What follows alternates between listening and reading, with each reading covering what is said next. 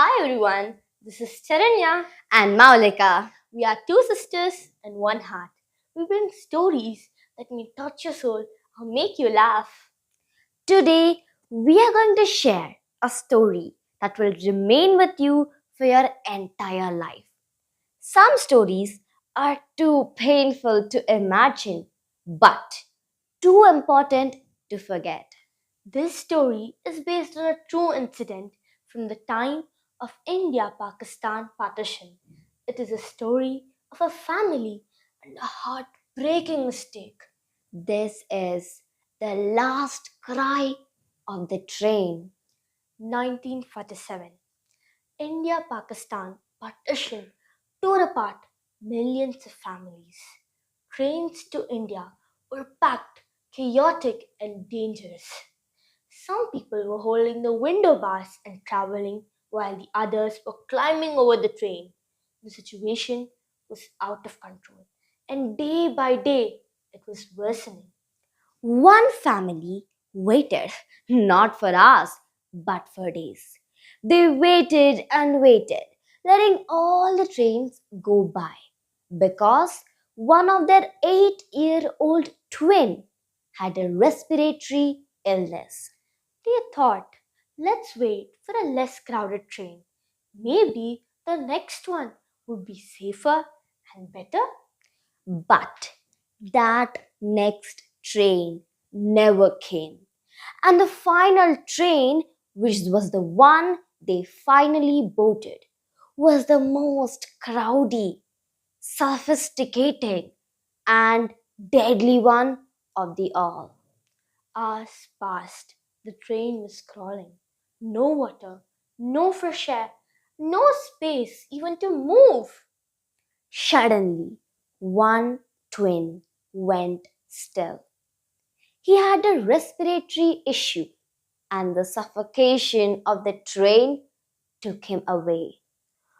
No, oh no, my son.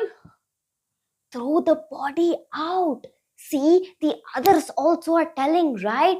If the soldiers see the dead child, they are going to stop the train.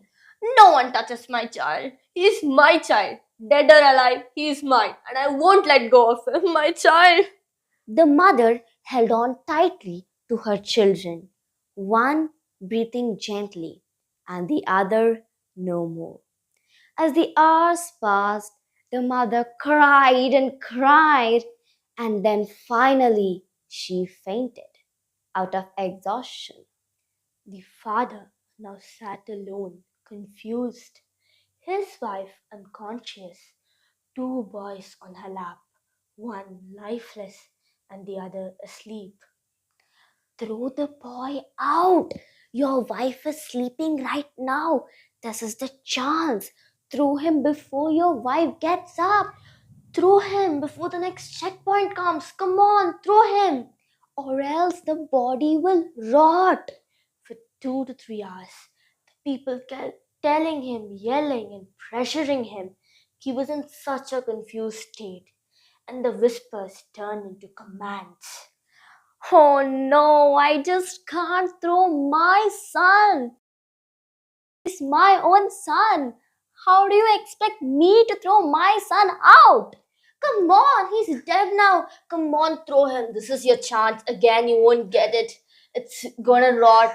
Come on, the train will stop. Throw him. Where should I throw my son? The river is coming by. It's the best chance. It'll be easier and cleaner. Throw him.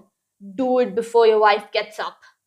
The father then looked at both the children. One was still, the other was breathing gently. His mind was numb. His heart was broken. He bent down and picked up a child. And tossed the body into the river. Then came a sound that shattered everything. Amma! Oh no, what have I done? I have thrown my living son instead of my dead son. Oh no, I have lost my both the sons. The train did not stop. it moved. But inside, everything stopped. The mother still fainted, the father speechless, and the twin gone. The father's hand, the same hand which let go of the child, was frozen in the air, as if his heart was still hanging on the child he had lost. And the mother slowly opened her eyes, expecting to see her both the sons on her lap. But she saw only one. This story is a real one. It reminds us that pain, pressure, and fear can destroy even the strongest hearts. They waited, expecting to get rid of the pain. But sometimes fate strikes the one who tries their hardest to protect. This story tells us two things. The first thing, if they had climbed the first train or the previous trains, they would have saved their son. His respiratory condition would be okay, but the last one was the deadliest of all. It was due to their delay they had lost their son. And the second thing, in such a confused state, people are pressuring as if it is a golden chance to throw his son. And his son, he has to think about himself, the society, and the mother in such a confused state. The father was not knowing what he was doing, and he threw that son. It tells us two things. It tells us some important things. In panic, do not rush others. In grief, do not take decision, because one wrong decision can become the cause of someone's or your own sorrow.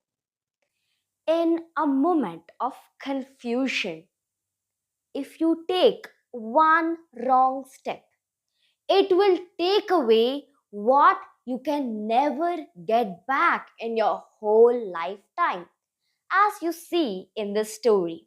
Because of that one wrong decision the father took in such a confused state, he can never get back his two twins, right?